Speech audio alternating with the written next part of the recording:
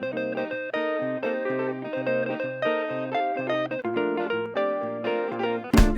joue la langue naïve et mon d'avem de tout petit Gentlemen, we are today June 16, 2015, and thank you so much for the people who have subscribed to my channel, and thank you so much for the people who are watching this particular video. Now, before we begin today and I tell you exactly what we're going to talk about, I just want to point something out. If you don't have any patience in life, you will not be able to amount to do anything that you wish to do. You know why I say that? I started to get ready. It's almost 2:30 p.m. over here in Haiti. And I started to get ready around noon so that I could prepare myself for the video. Now, when I woke up, the sun was bright and gorgeous. And I use daylight to record my videos. So I was like, oh my God, it's going to be an awesome and a beautiful video. Now, once I started to get ready, it got very, very cloudy and gray. And I was like, oh Jesus, no, it's not possible. And then I still said, because I was right in the middle, I still said, you know what, I have to go ahead because I said that I wanted to go. And as I was saying, so I said to myself that I still wanted to go ahead and record the video for you guys. And right when I was getting myself ready, the sun got bright, right? And then right when I was completely through and I was starting to record the video, it got cloudy again. And it got a little dark in the house. And I said, oh my God, this is not possible. Now, the camera that I'm using doesn't permit me to just I would love to, record my videos downstairs and outside with, all the beautiful sceneries, but I don't have the setting for the camera. But not to make this any longer, and as I position my camera to record, the sun it's nice and sunny now.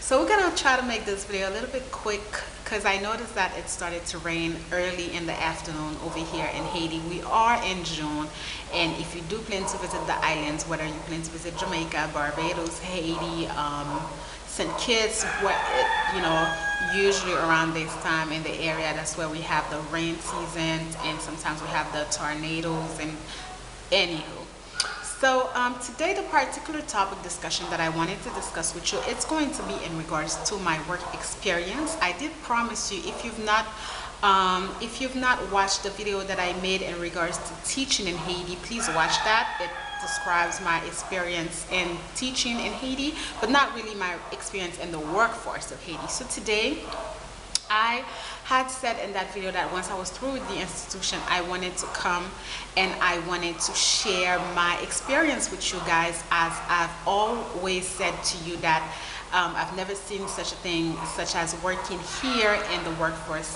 of Haiti. Now, the first thing that I'm going to share with you and I'm going to say to you is that life is supposed to teach you lessons, and if you continuously are facing the same obstacles that you were facing last year, 2 years ago, 3 years ago, and you're adolescent, then you are doing something wrong and you still haven't gotten the lessons. Everything in every place in every phase of your life is supposed to be teaching you lessons. And as a human, you are supposed to learn. Some of us never learned. Some of us never sit and fall back to understand what life has to teach us. From my time in Haiti, there have been 2 years that were definitely the most crucial year for me of my life in terms of my growth. And these years were the year 2011 and also the year 2014. Now, I say these things because in both years I faced a lot of obstacles and I faced a lot of hardship. But both years taught me immensely what I needed to know in order to move ahead. Now, when you are in the middle of hardship and 2014 was harder than 2011, because 2011, although I was facing just a few, 2011 for me was just a matter of growth process. 2011, when I look back, I think it was just there to teach me that you can do this work. Like, you can, this is why we want you. This is, depending on what your spirituality is. I like to use Haiti and I like to use God. And when I talk about Haiti, I say with all that it implies. Now, 2011 for me was there to teach me that, Rebecca, we called you back in Haiti for a very distinct and particular task, and you still haven't understood that. So let us teach you why we want you here in Haiti. So 2011 was that year. It was a year where I had broken up my engagement, and I had also broken up some of the things that I wanted to do, and it was kind of like a tough year just because I was also growing and I wasn't understanding. But it's also the year that I founded, it was the summer of 2011. It was that summer that I founded the youth agency. Now, in all of my time, I'm sorry if I'm looking at over here, the internet is acting up, so it's right here. I'm sorry. So in all of my time working and being in Haiti, I had some periods where many people, whether it were some family members or some very close friends of mine, always said, leave Haiti. Why don't you go back to the US? Let Haiti be. Maybe you can do your work elsewhere. And for some odd reason, it never happened for me, right? I've told you that I don't travel a lot, and hopefully, I don't want to make this video too long, but let's see if I can tie in everything and tell you a little bit more why I don't travel much. Okay, so 2014 was a very different year for me. It wasn't the same as 2011, because 2011 I began with the agency. I used that year to start working on the workshops. I'll sit and tell you, maybe not everything, but I'll try to share certain things with you. This is for people who are going through it in life and you don't understand. Hardship is supposed to teach you lessons, but if you're not learning these lessons, then you are still going to face hardships again. Now, in 2014, I made the decision that I did not want to be employed with anybody and anyone, any institution anymore in Haiti.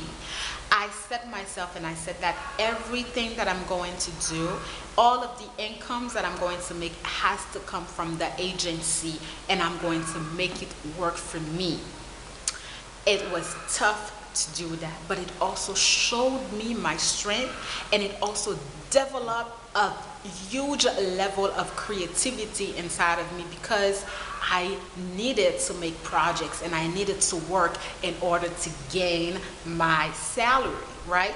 And also it was a tough year because my parents were not supporting me as much as they have been in terms of the finances. See, I think that they probably also were thinking to themselves, maybe we need to let her be and start seeing the reality of not having money so that she can understand that she needs to work. Well, it taught me differently, because what it did was that it taught me and made me see that in this life, sometimes you are alone. Because the fact that my parents were not, I didn't have their shoulders to lean on. I only had myself. And I had no one to rely to. It's not like I could pick up the telephone and call someone and say to that person, can you send me a few bucks? Can you lend me $200? Can you lend me $300? I didn't have that. And this is also when I realized that who's with you when you have nothing. It was also the year that taught me the value of money, because this is the thing, when you're used to having money, or when you're used to, you know that you're not gonna be broke for $200-300, like you're always gonna have something for you, right? then you don't understand the value of money. But when you don't have money, and when you have to make, and when you don't know how the next pay is going to come up, and you know you can't face, then you start understanding and you start learning the value of money.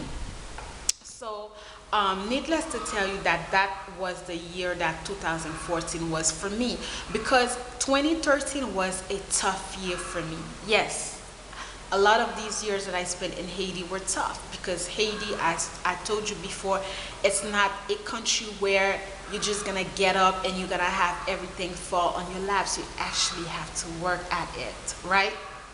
So 2013 was the year where I was okay, so let me 2013 was the year where I left home and I went on a contract, on a job on the countryside, thinking that it was going to be an excellent fit for me, because it was a job where I was going to be working with international people, people from the United States, and it fell right on the lane of what I needed and wanted to be. And given that at the time I was working also with my mother at the school, I felt like leaving that job that I had with my parent, with my mom, and taking that other position was going to be better for me in terms of my learning, and I could bring that back to me. Needless to tell you that it was not what I expected at all. It was not what I expected.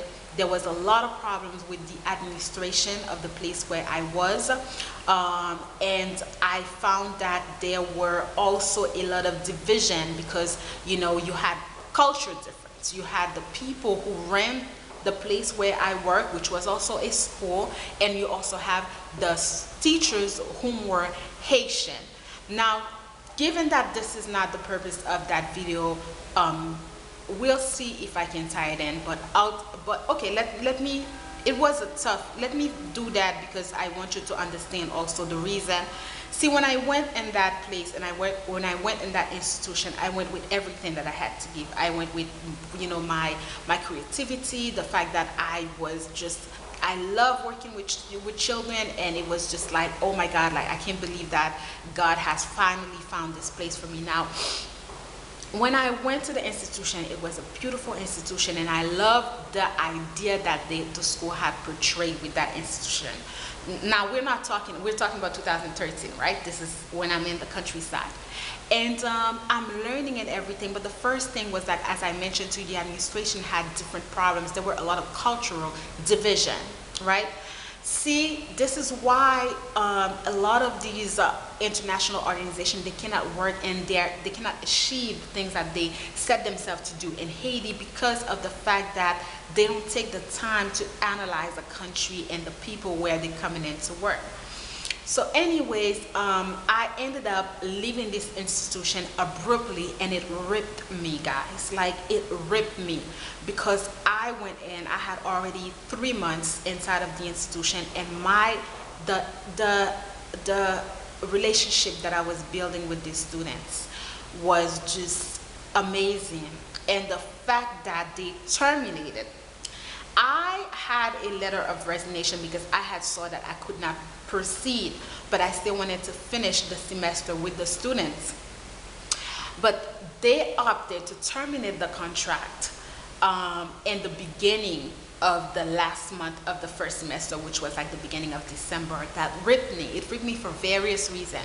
The first reason was the fact that I saw that they were not pro-education. These students needed a stable professor, and I think that they should have at least given that to the students and let me finish the semester. So having them come and terminate the contract at the beginning of the semester just ripped me, because it ripped me because I saw that the students were not really in great care, right?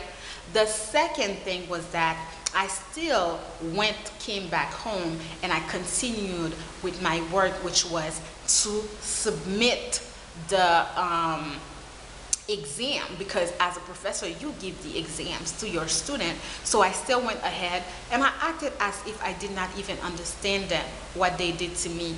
And they cut down the contract, and they were supposed to pay me, which they did, but they never paid me all of the money. You know, I don't even want to go back to that, guys, because it brings too many cloud and too many one day I will tell you, maybe in a vlog, maybe when I'm in a better setting, because this, it still hurts. I'm not even going to lie to you. It hurts to the very core of my bones. It hurt to the point that I had to go back to that place and to have a talk with the kids, because I just didn't feel comfortable the way I left, the way they terminated the contract, the way it was so much, guys. But that experience taught me how to be in the workforce and led me where I am today and with what I am going to share with you. Now, after that experience, I made the choice and the decision that I just couldn't. It ripped me to the point where I said to myself, I'm going to work, and I'm going to work so hard and so good, and I'm going to build that platform that the people of Haiti, that the children of Haiti will need, that platform that other people, because not all white people, not all foreigners are bad. There are people generally who would love to come to Haiti, and I've met so many incredible people through different places that I've worked in Haiti, and these people need some kind of safe haven, some kind of bridge, some kind of strong platform that they can come to when they need to do some work also for Haiti. So anyways, and once I left, 2013 was an extraordinary year for me, because this thing happened in the beginning, went right when January 2013 was going to happen, so at the end of 2012, right? So it took place, but God led me, and Haiti led me as well, because this is when I worked, and this is when the agency had its first contest. We did our summer project. I ran workshops. So for me, it was there also to teach me, don't worry about that. We got you, Rebecca. Haiti was telling me, baby girl, we got you. You are our daughters. There is no way that we're going to let you fall back. So in the face of the enemy, when the enemy is there, don't flinch. Don't flinch. When the enemy is there and the enemy is trying you, don't even flinch. Keep walking. Psalm 91, as I walk in the valley of the shadow of death, don't flinch. All right? Ooh. That is not the type of video that I wanted to make. I just don't want to be so emotional to you, but you guys have no idea. So anyways, so last year, so 2013 was that kind of year. So 2014 came, and I said, same goal, Rebecca, we'll continue, we're going to work. I had so many projects lined up, but it wasn't the same year as 2013. I couldn't get my hands on these projects. I couldn't get some types of funding to do my projects. I was stuck. I didn't see where to move, and I had no money. The first project we did was, workshop. That went well. Second project I did the art exposition. Great. I began the year 2014. We did workshop. Great. And then I wanted to do a summer project, and everything was backfired into me, right?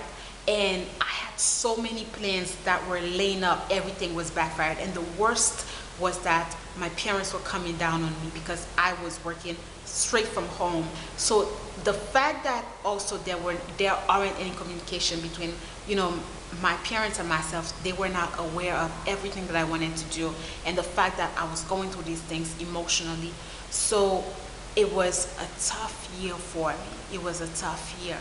And in the summertime, when I saw that I was here in the summer and I was not able to deliver my project, I was crushed. And then I said to myself, it looks like I need to leave Haiti, because I don't see any issue for me. I don't see any issue. Now, right in the summertime, like in July, and right in the middle of July, but I was still making my videos in the summertime. I was still doing that.